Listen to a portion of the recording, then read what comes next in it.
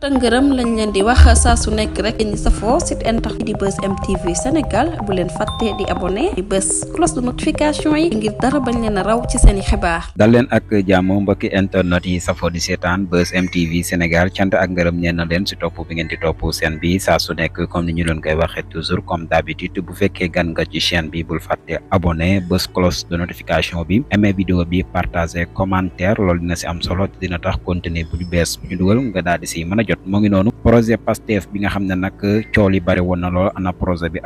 bi kon nak enfin projet ba dat nay genn mu nek nak lu am solo patriote bi ñu gisee lu ne mel nak ñepp am mbekté ñepp contane waye tamit sénégalais yépp sax man nañ ne képp ku bëgg lu baax ku bëgg Sénégal avancer di nga contane ci ki nga xamne modi président Bassirou Diomaye Diakhar Faye ak premier ministre Ousmane Sonko du ñak lol dinañ ci ñëwaat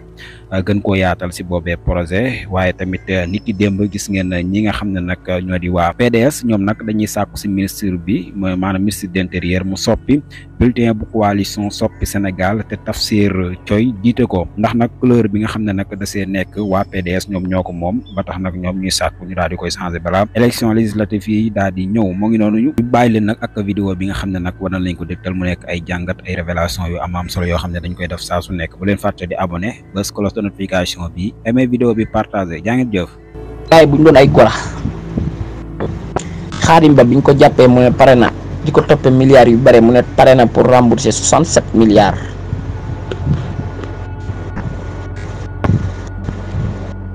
immédiatement légui li ci dess mu def ko moratoire gaay ku ci do nitu deug rek boba ngay bayyi gaay xamni ñi ñepp yam benen nga ñëwaat ci gis Macky Sall lim sacc or diko jaaylo ji ay gaayam loolu lepp fekk ñu fi dossier bu ne am fi ray gu ne am fi te ñepp ma gëna lay seen waaji wax na nak waajo ñu daan sant moy ray neena mom ku ma sa ray dañ ko sant lehi bu législatif fi jallé dekk bi dana neex de dana yëngu bi Adama Gaye na fiq la Adama Gaye ci na fiq yu magi la bokku di señ bi ñi ñepp dañu am ay dossier problème moy gaay Macky Sall da leena taylé xaalis yi ñu daan jox da fay bayyi ay trace Macky da fay bayyi ay trace yu metti te deng barki dembu waji li wax Souleymane Sil Diop deng li wax barki dembu neena amna ci ño xamni ni coalition waji li tax ñu bayyi ko sa way da leena wo na leen jox leen wan leen ay dossier seeni dossier na leen bu ngeen deñu dina ko jox Sonko ak Diomaye muy lu reuy mu leeral ne kon Macky Sall am na dossier yu muy nëbbu ba léegi waaye xamul ne dossier yi li mu nëbbu li muy bari gaa yi ngi feeñal liñ man gaa yi ngi feeñal daa fekk ne daa am yoo xam ne moom dañ ci àggul rek waaye yëpp la ñu àgg bu soobee la bi mooy seet non yàlla bor bu baax la waaye jërëjëf moom lay la yàlla bor bu baax la nga xam ne gaa yi sëñ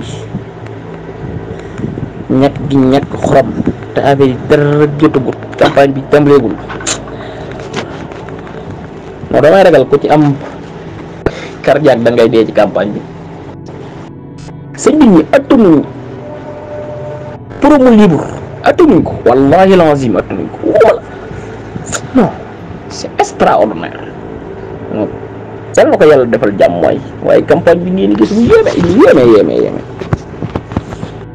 loolu ñoo nag fu mu nar a dem suba nañ fa de teel a dem balaa dem dañ ko fay jiitu 48 heures avant dañ ko fay jiitu waaw waaye fu mu jógee de booy bu ko fa dem booy moom buñ la yuuxoo bala loo ko defate moom leen de xamal naa leen ko moom xam-xam du pexe xam-xam luy di jàng la yàlla na yàlla fal cat wala yàlla na yàlla fal cat yàlla na yàlla mosul ci cat ñii taxaw ne xaalis biñ bëgg lijjanti ci lépp ci réew mi lañ ko bëgg a jële lu ëpp ci réew mi lañ koy jële nga taxaw naan lan moo tax fan lañ ko mën a jële ci réew mi fan lañ ko mën a nangame ci réew mi sëñ bi réew mi impôt yi rek bu génnee impôt yi rek li nga ci mën di gañe kenn xamunum toll boole koog li ngay sakkanal ci gafaka état bi yow xanaa moom dafa xamul gars yi seen ministères yi ñu yor rek li waa ji wax barki dem rek ne ay BD rek defal nañ fa yaxanal koo xam ne nii 69 milliards am nañ yaxanal gun fa def nga jàll ci yeneen ministères yi fépp Dakar biñ ko noonu fépp rek mboolem banqaas ci état bi daan dugal xaalisam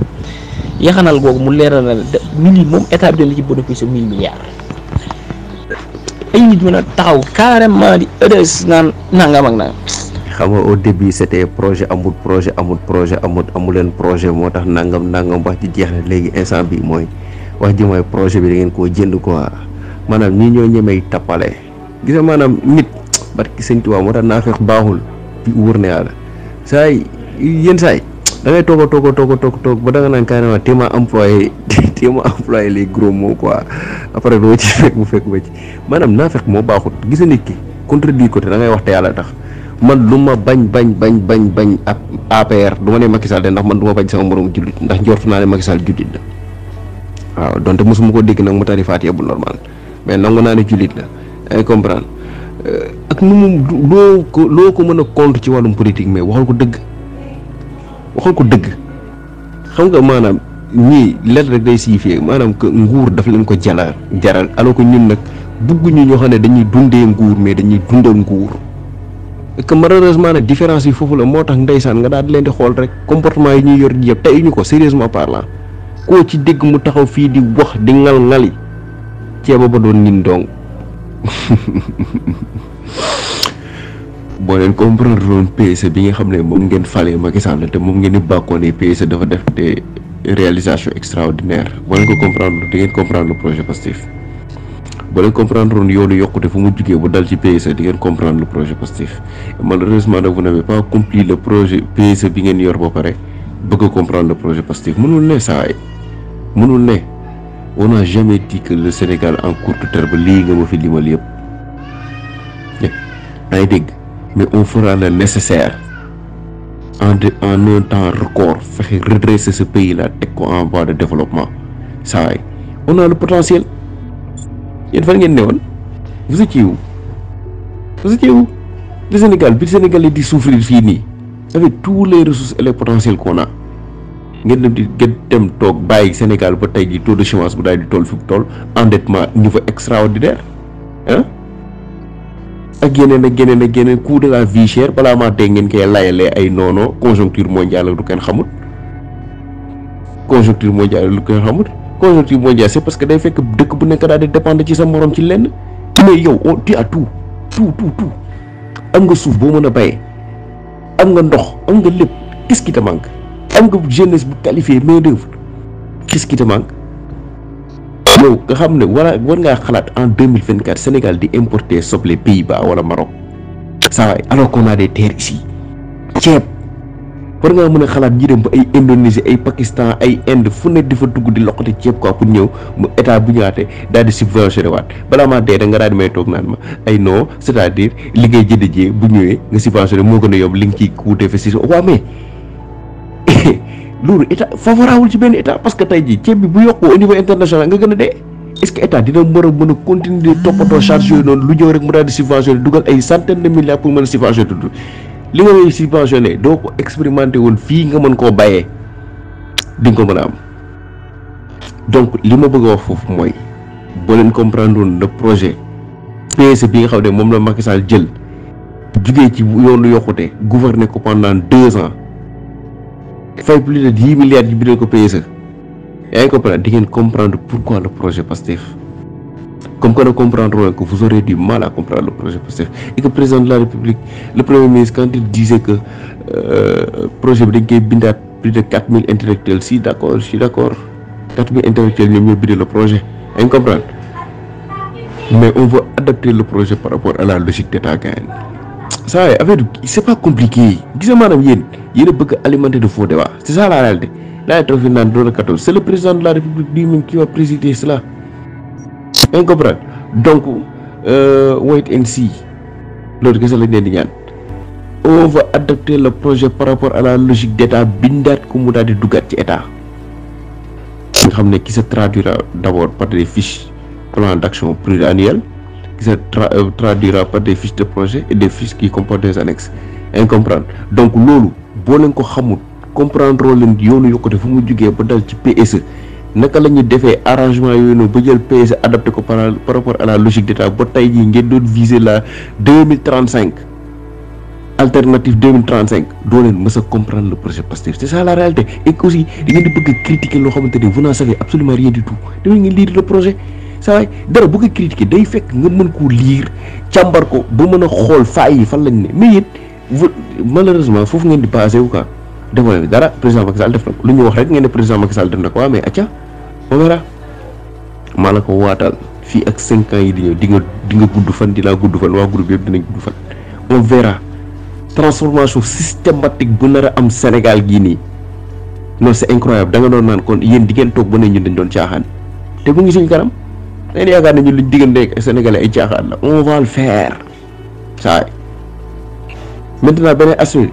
c'est jamono ji moom fi ñu toll nii on est dans la phase redressement saa waay te mën nga lire projet bi axe 1 li fi jubbadi woon yëpp la ñuy yëkkati on va tout remettre en rail bu ñu jugee ci phase redressement dem ci phase décollage bu jógee ci phase décollage nag dem ci phase maintien gis boo leen comprendre PSE bi nga xam ne moom ngeen fotel di ko bàkku vous n'allez absolument rien du tout comprendre sur le projet Pastef et que malheureusement loo leen dal c'est ça ku leen dégg ngeen wax da nga nekk day xam ne carrément bon ñii dese nañoo comprendre Ousmane Sonko et la vision bi mu porté dara bu koy critiquer da ngeen koy comprendre d'abord